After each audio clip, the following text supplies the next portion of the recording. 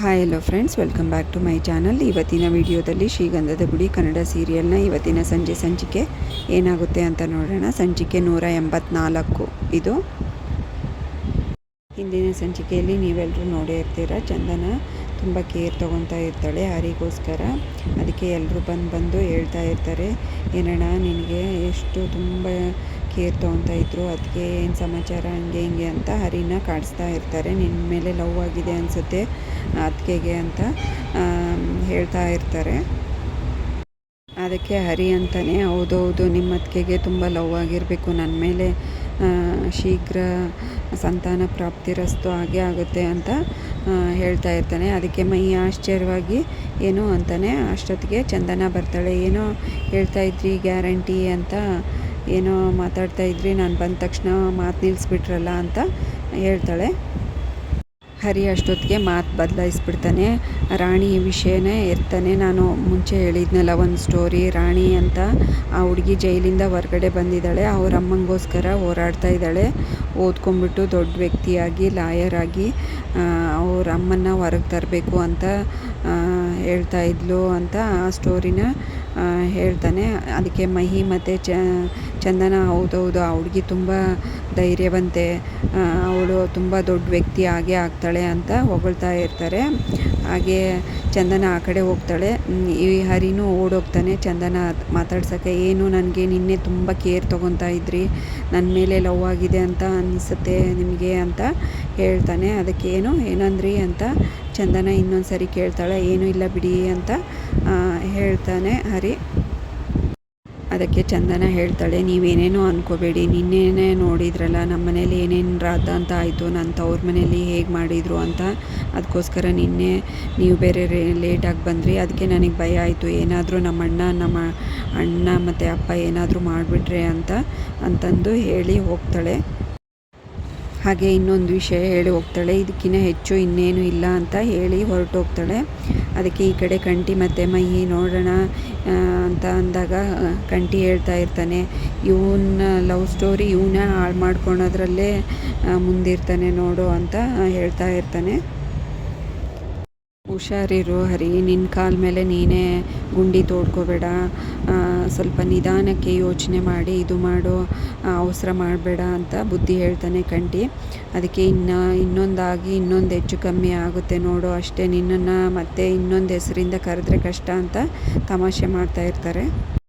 ಈ ಕಡೆ ಚಂದನ ಮತ್ತು ಹರಿ ಇಬ್ಬರು ರೆಡಿಯಾಗಿ ಕಾರಲ್ಲಿ ಹೊರಡ್ತಾ ಇರ್ತಾರೆ. ಚಂದನಗೆ ಇಂಟರ್ವ್ಯೂ ಇರುತ್ತೆ. ಇಂಟರ್ವ್ಯೂ ಅಟೆಂಡ್ ಮಾಡೋದಕ್ಕೋಸ್ಕರ ಹರಿ ಕಾರಲ್ಲಿ ಡ್ರಾಪ್ ಕೊಡೋಕ್ಕೆ ಕರ್ಕೊಂಡು ಹೋಗ್ತಾ ಇರ್ತಾನೆ.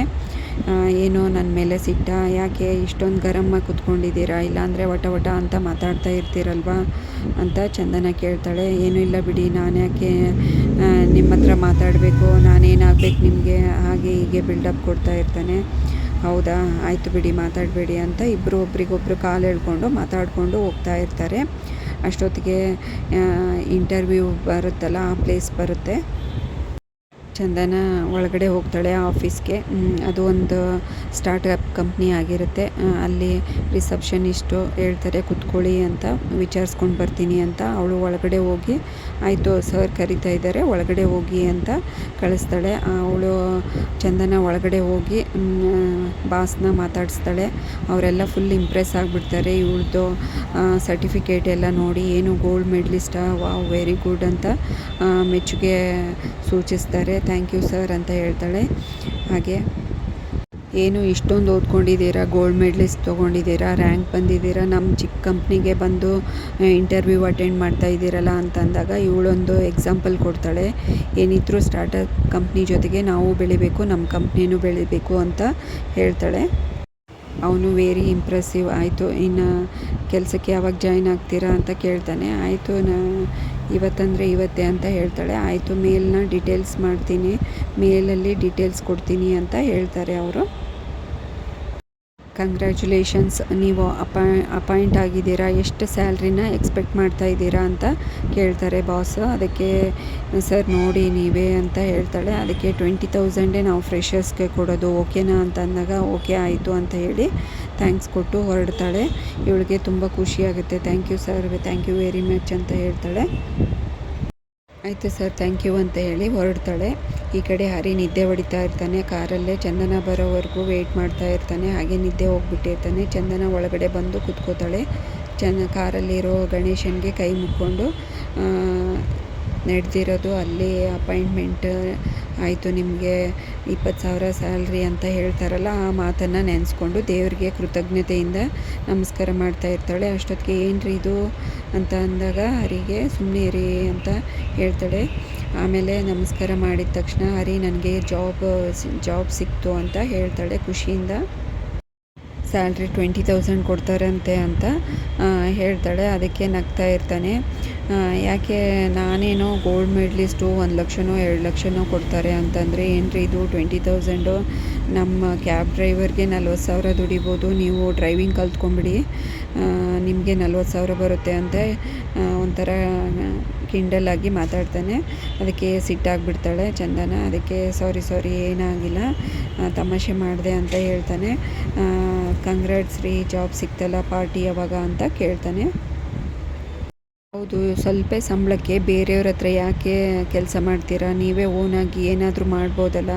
ನಾವೇ 4 ಲೋನ್ ಮಾಡಿಸ್ಬಿಟ್ಟು 4 ಗಾಡಿ ತೊಗೊಂಡ್ರೆ ಕಾರ್ನ, ಒಂದೊಂದೇ ಕಾರ್ನ ಲೋನ್ ತೀರಿಸ್ಕೊಂಡು ಹೋಗ್ಬೋದಪ್ಪ. ಆಮೇಲೆ ಕಾರು ನಮ್ಮದೇ ಆಗುತ್ತೆ.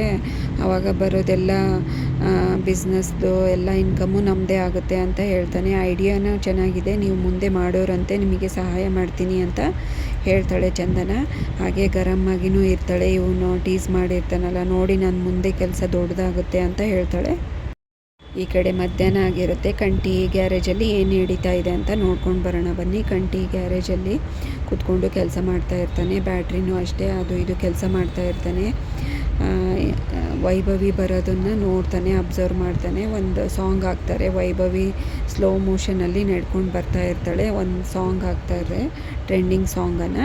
ಅದಕ್ಕೆ ಇವನು ಗಾಬರಿಯಿಂದ ಎದ್ದು, ಬ್ಯಾಟ್ರಿ ನಾನು ಟೀ ಕುಡ್ಕೊಂಬರ್ತೀನಿ, ನೀನೊಂದು ಸ್ವಲ್ಪ ಶಾಪ್ ಕಡೆ ನೋಡು ಅಂತ ಅಂದಾಗ, ಯಾಕಣ್ಣ ಇಷ್ಟೊತ್ತಲ್ಲಿ ಟೀ ಕುಡಿತೀಯಾ ಅಂತಂದಾಗ, ನಾವೇನೋ ಆಫೀಸರೇನೋ, ಯಾವಾಗ ಬೇಕಾದರೂ ಕುಡಿಬೋದು, ನಾವು ಬಿಸ್ನೆಸ್ ಮಾಡ್ತಾ ಇರೋದು ಅಂತಾನೆ. ಅಷ್ಟೊತ್ತಿಗೆ ವೈಭವಿ ಬಂದುಬಿಡ್ತಾಳೆ.